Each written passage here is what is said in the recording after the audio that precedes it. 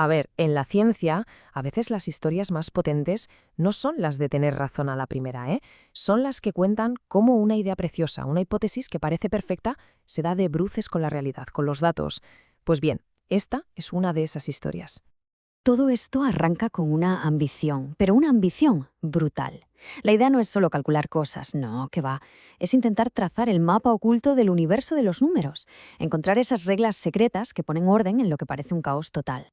Y en el corazón de toda esta búsqueda hay una medida un poco misteriosa, que se llama delta beta. Para que nos hagamos una idea, imaginemos que los números más importantes de las mates, los famosos ceros de Riemann, tienen un ritmo, como una canción. Bueno, pues delta beta lo que mide es si ese ritmo es perfecto o si tiene una pequeña cojera, ¿sabes? Una asimetría que en teoría no debería estar ahí. Y la gran pregunta es, ¿qué significa esa cojera? Y con esto empieza el primer acto de nuestro relato, la gran hipótesis. La idea de que esa simetría no era algo al azar, sino que se dirigía de una forma muy precisa hacia un valor concreto, un número con un significado profundo. El número objetivo era este. Pero ojo, no un número cualquiera.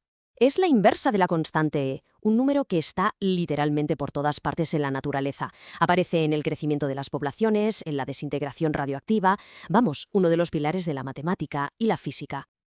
Vale, un momento, vamos a profundizar en esto. ¿Por qué es tan importante este número? Pues porque resulta que representa el punto óptimo, el de máxima eficiencia en la teoría de la información.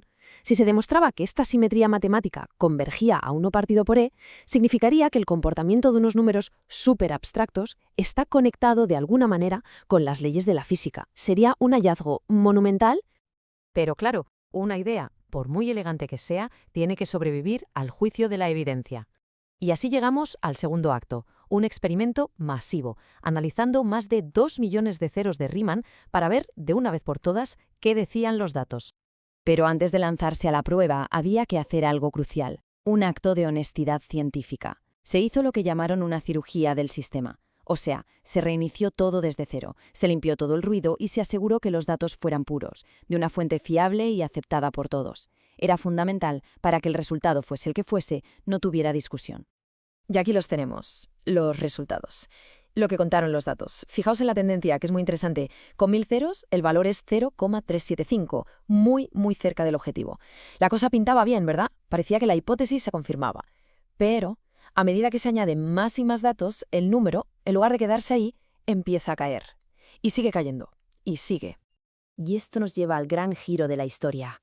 A ese momento en que los datos empiezan a contar algo completamente distinto a lo que se esperaba, obligando a cambiar el enfoque por completo. Así que la pregunta clave en ese momento era esta. Con todos los datos sobre la mesa, ¿se sostiene la hipótesis original? ¿La curva se está aplanando hacia ese número mágico o no? Aquí se ve el choque de dos mundos, es clarísimo. A la izquierda, lo que se esperaba, una línea que se aplana, que llega a su destino. Y a la derecha, la cruda realidad que mostraban los datos, una curva que cae y cae sin parar. El contraste es, bueno, es innegable. Así que el veredicto es este. La hipótesis, que era tan bonita y prometedora, quedó refutada por la evidencia. Y en ciencia esto no es un fracaso. ¿Qué va? Es el mayor de los éxitos. Es un acto de honestidad que abre la puerta a una verdad mucho más profunda. Y aquí empieza el tercer acto, lo bueno de verdad. Porque esta falsificación no fue el final de la historia, sino el verdadero principio. Dejó claro que lo que había que buscar no era una constante, sino algo mucho más interesante, una ley dinámica. La pregunta, claro, cae por su propio peso. Si no hay un destino fijo, ¿cuál es la ley de este viaje? ¿Qué patrón sigue esa caída? Y aquí está la respuesta.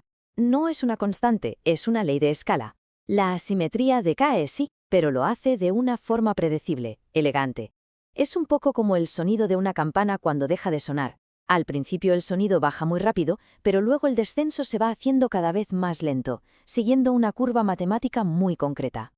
Y claro, esto le da la vuelta por completo al papel de 1e. Ya no es el destino final, el límite al que tiende todo. No, ahora pasa a ser una pieza clave del motor, del coeficiente de escala, la que gobierna la eficiencia con la que esa asimetría va desapareciendo. A ver, vamos a desgranar un poco esta nueva ley. El término 1 partido e sigue ahí, como vemos, pero ahora actúa como un regulador de eficiencia. El logaritmo de n lo conecta directamente con cómo se distribuyen los números primos, que son como los ladrillos de las matemáticas. Y ese factor k sugiere que el sistema no se comporta siempre igual, que tiene como diferentes modos de funcionamiento. Todo este viaje no solo ha servido para encontrar una nueva ley matemática, nos enseña también una lección importantísima sobre cómo funciona la ciencia y sobre la naturaleza de la realidad que intentamos comprender. Esta frase lo resume a la perfección.